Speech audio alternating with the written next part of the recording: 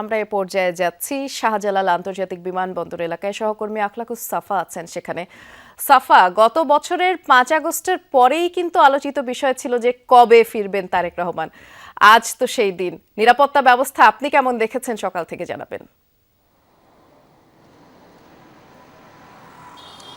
বৃষ্টি ব্যাপক নিরাপত্তা ব্যবস্থা। আমি যদি আপনাকে শাহজালাল বিমানবন্দরের সামনের যে সড়কটি, এই সড়কটির অবস্থাটা যদি দেখাই, আমাদের যে 4টি বাহিনী আছে যৌথ বাহিনীর, সেই 4 বাহিনীর প্রতিটি সদস্যই যেমন ঠিক রাস্তার উল্টো দিকের যে বাস্তবতা, সেখানে হচ্ছে প্রতি 30 গজ পর পর আমরা একজন করে সেনা সদস্যকে দেখতে পাচ্ছি। এখানে উদ্দেশ্য মূলত দুটো, সেটি হচ্ছে একই সঙ্গে যেমন নিরাপত্তা আছে, যেটি আসলে কিছুক্ষণ পর থেকে, অর্থাৎ ফ্লাইটটি যখন কাছাকাছি আসবে তখন থেকে যে নিরাপত্তাটা দেখা যাবে সেইটা আসলে আমরা দেখার জন্য অপেক্ষায় আছি।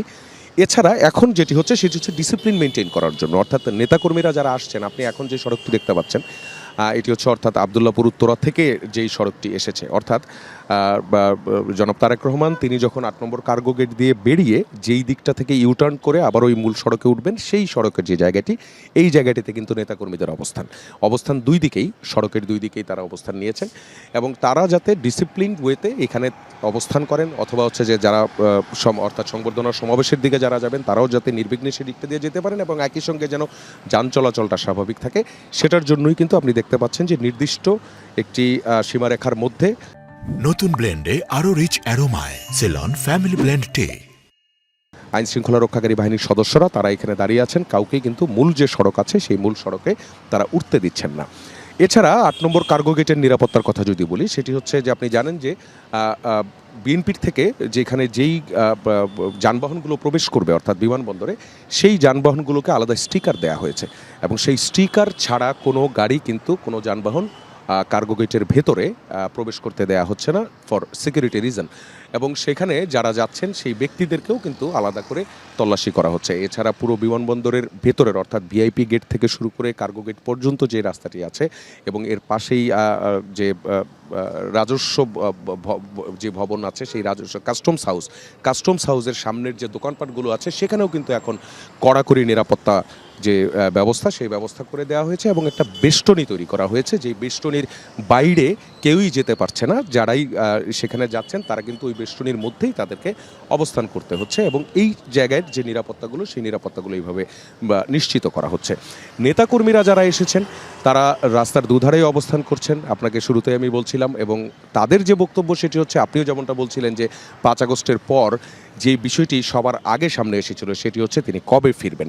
তার এই যে ফেরার ক্ষণগণনা এবং মাঝের যে অবস্থা, অনেকেই যেমন বলছিলেন, অনেক ধরনের শঙ্কা ছিল, অনেক ধরনের সন্দেহ ছিল, অনাস্থার জায়গা ছিল যে আদৌ তিনি কবে নাগাদ ফিরবেন অথবা ফিরতে কি সমস্যা, অনেক ধরনের গুজবও কিন্তু এর মধ্যে রটানো হয়েছিল। সেই সব কিছুকে মারিয়ে তিনি ফিরছেন ঠিক দুপুর 12টা নাগাদ। আমরা আশা করছি যে হযরত শাহজালাল আন্তর্জাতিক বিমানবন্দরে তিনি এসে পৌঁছাবেন এবং নেতাকর্মীরা এই কথাগুলোই বলছেন।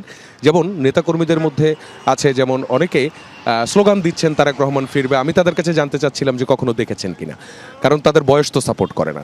তারা বলছিলেন, অনেক যারা বলছিলেন তরুণ নেতারা, তারা বলছেন যে তারা শুধু তারেক রহমানের কথাই শুনেছেন কিন্তু কখনো তাকে সরাসরি দেখেননি। এই যে সুযোগটি তারা পেয়েছেন, এই সুযোগ তারা হাতছাড়া করতে চান না। এখান থেকে একদম সংবর্ধনা সমাবেশ পর্যন্ত পুরোটা পথেই যে নেতাকর্মীদের অবস্থান, সেই অবস্থান আমরা লক্ষ্য করছি। তারাও অধীর আগ্রহে অপেক্ষা করছেন, মিছিল করছেন, স্লোগান দিচ্ছেন। এখনও পর্যন্ত আমরা দেখছি শৃঙ্খলার মধ্য থেকেই তারা এগুলো নিশ্চিত করছেন এবং একই সঙ্গে যেই বলছেন সঙ্গে সঙ্গে তারা বিএনপি চেয়ারপারসন বেগম খালেদা জিয়ার যে অসুস্থতা, সেই অসুস্থতা থেকে মুক্তির জন্য দোয়া করছেন। বৃষ্টি বিস্তারিত করে জানাচ্ছিলেন সাফা। এই মুহূর্তের জন্য ধন্যবাদ জানাচ্ছি।